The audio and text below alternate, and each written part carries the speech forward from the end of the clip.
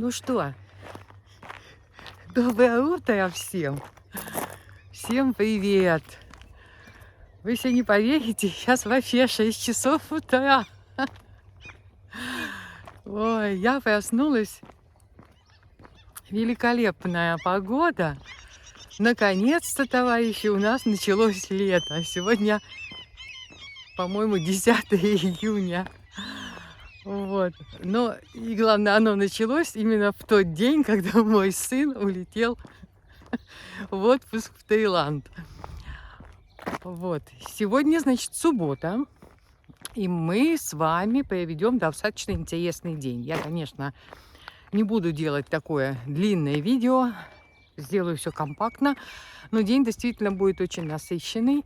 Значит, сначала я, как обычно, встала как ранняя пташка и пошла на улицу, опять со своей котомкой за плечами.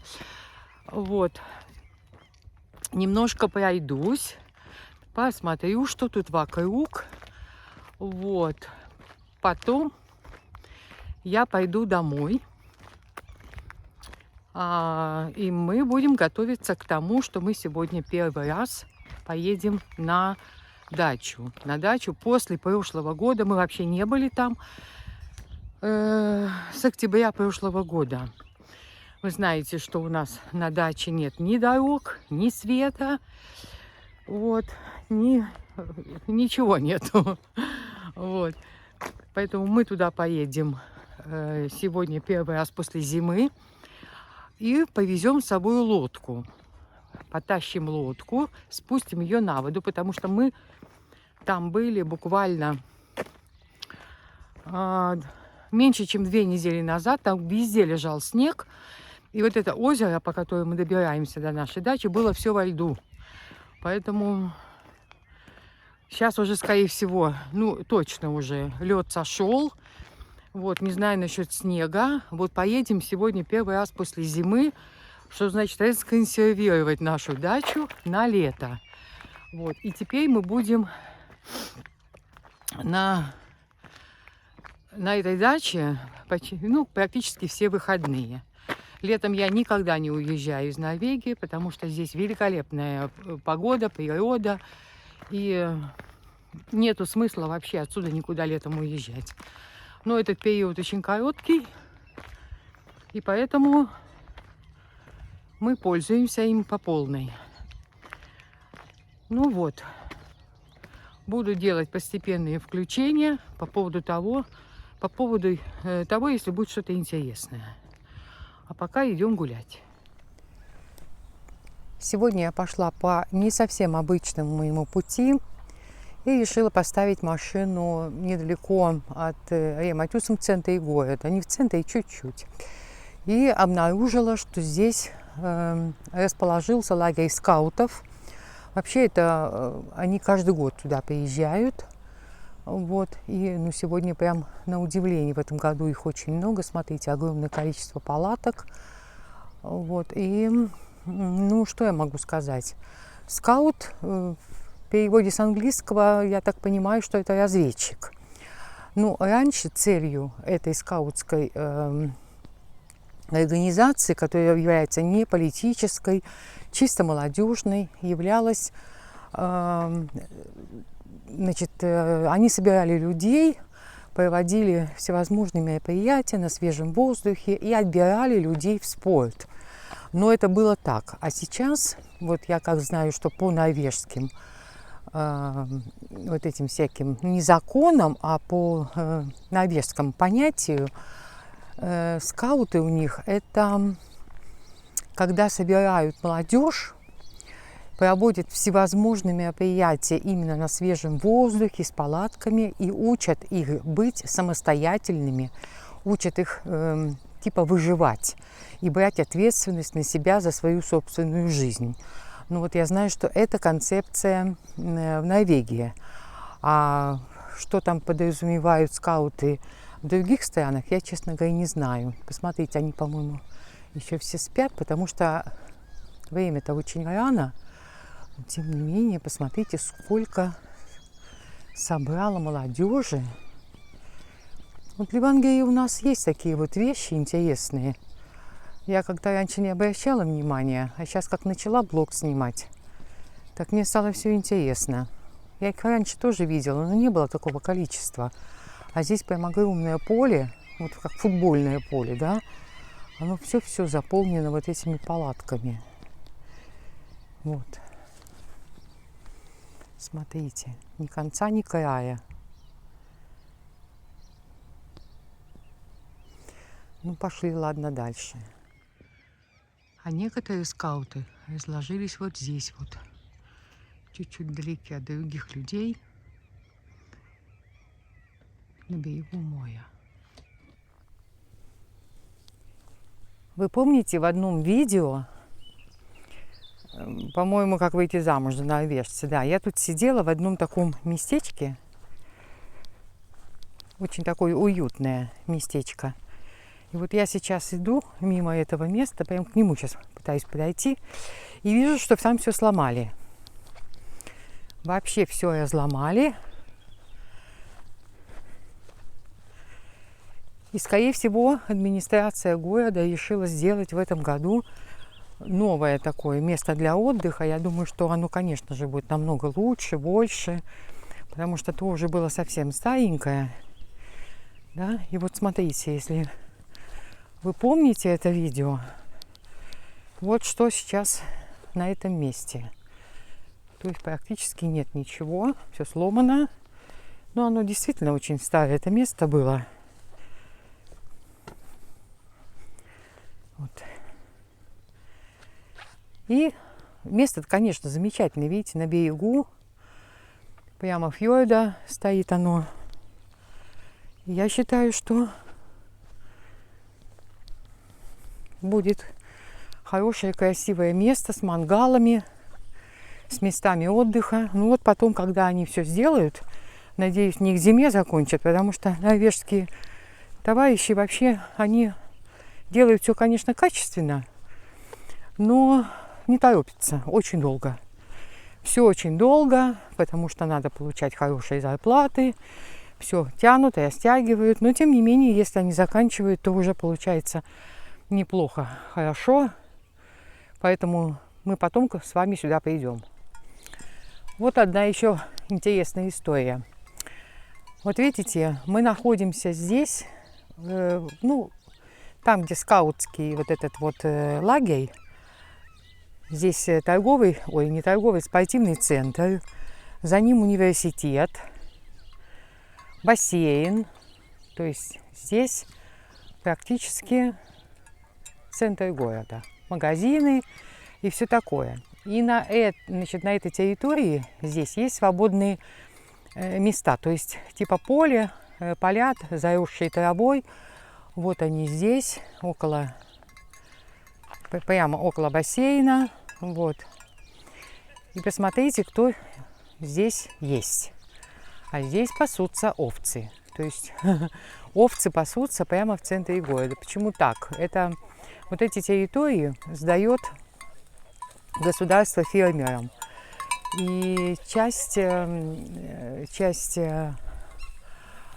значит, овец уходит в горы, а часть остается вот здесь в городе.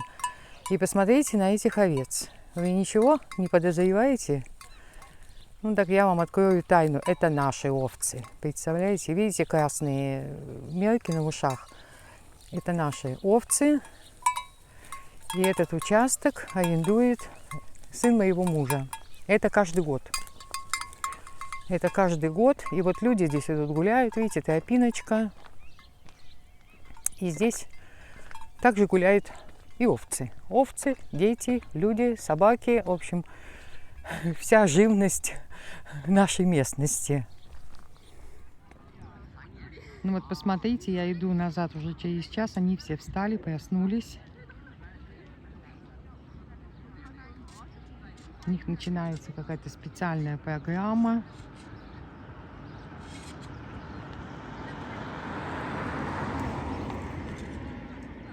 Вот эти выходные скаутское движение сегодня в Ливангере.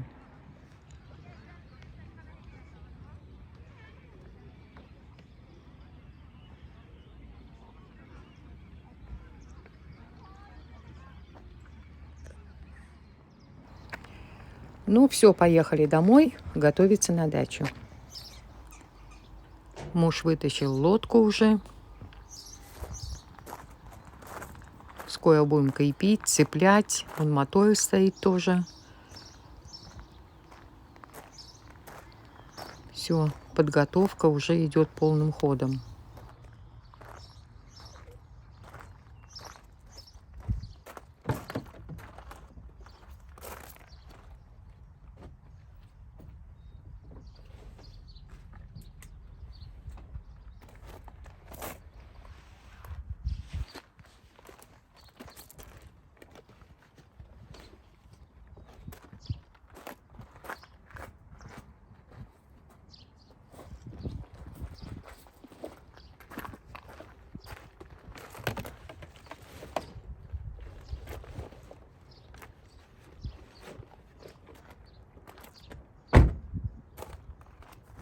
Ну все, мы готовы.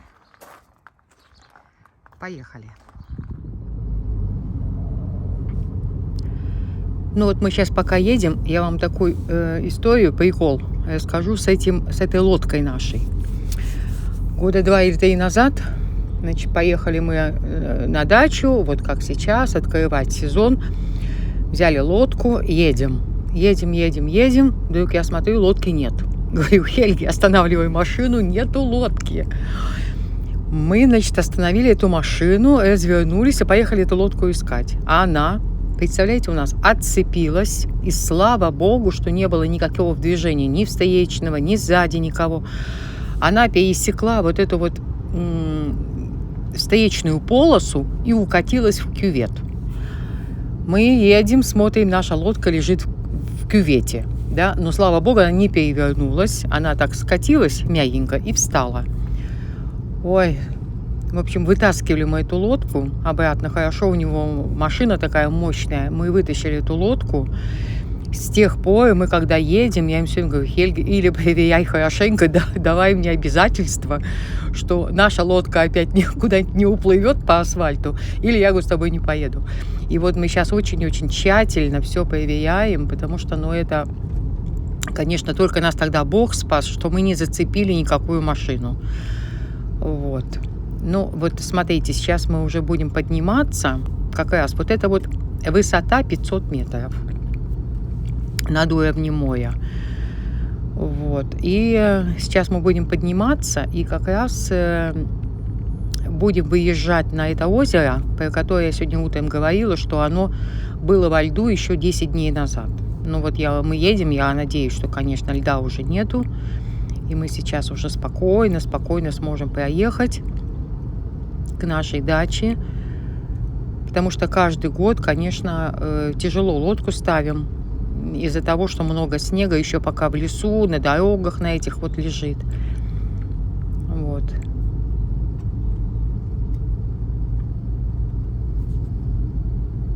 Ну вот сейчас посмотрим. Как раз вот это вот последний поворот. Очень красивая природа. Здесь это дорога на Швецию. Вот, до Швеции здесь, ну, пожалуй, километра, может, 5-6 осталось. И вот мы туда часто очень ездим с дачи. Иногда за продуктами, иногда просто так прокатиться. Вот эта дорога в Швецию.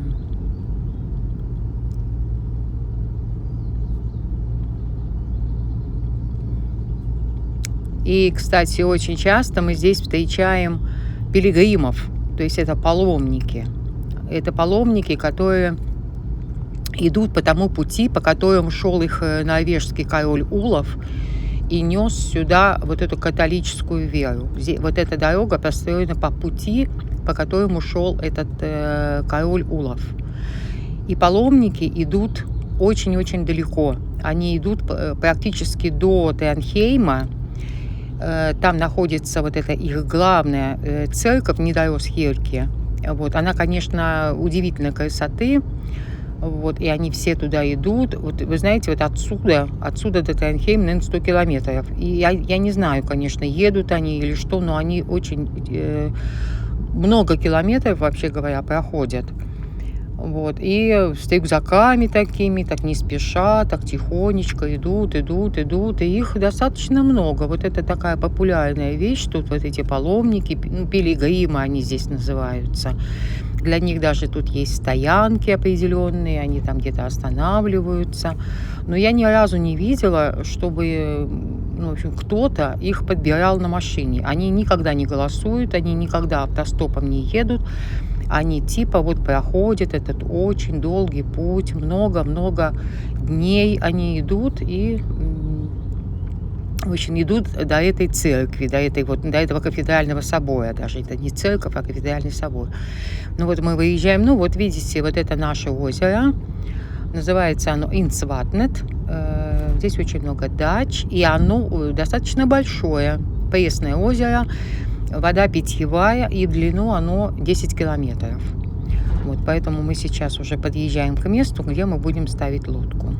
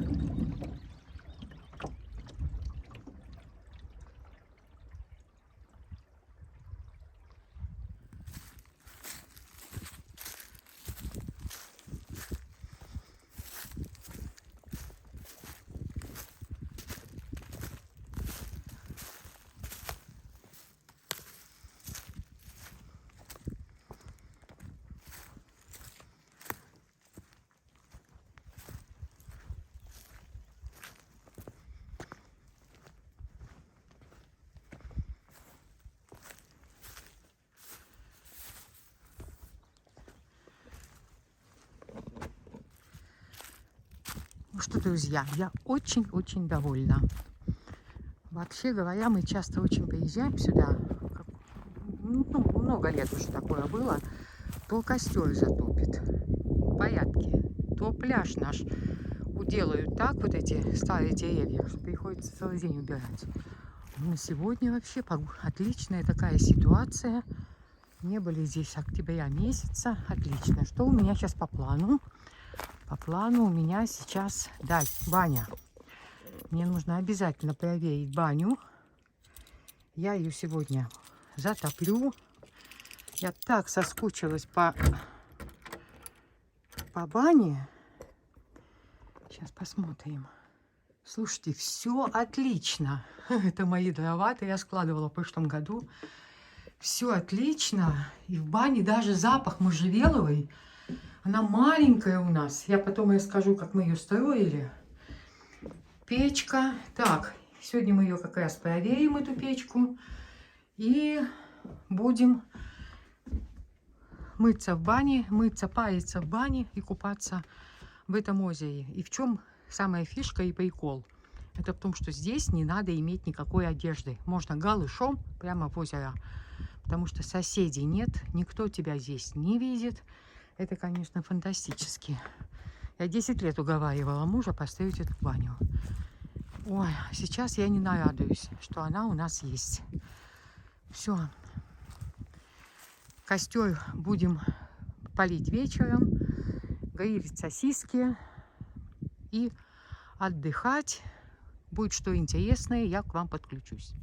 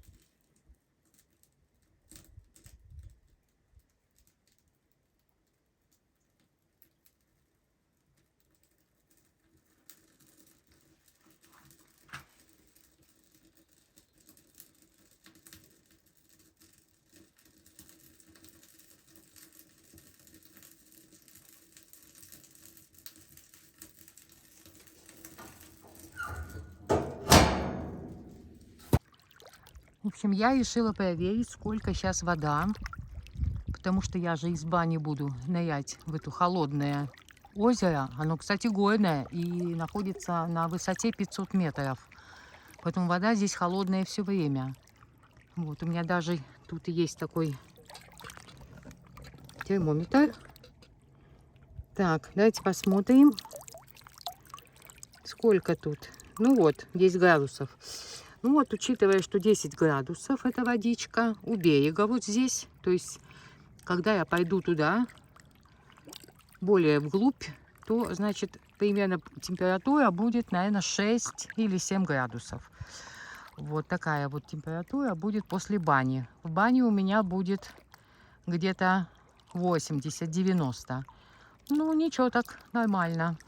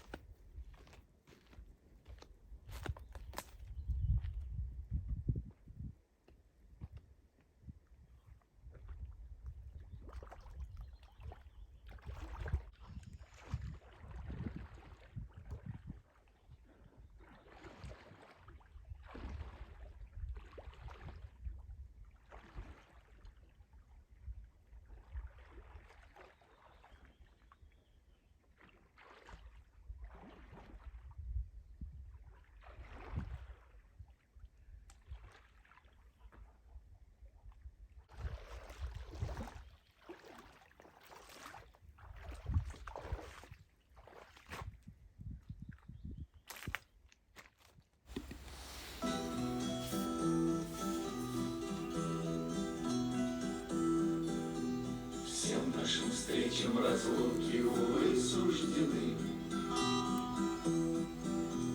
Тихий печален ручей у янтарной сосны.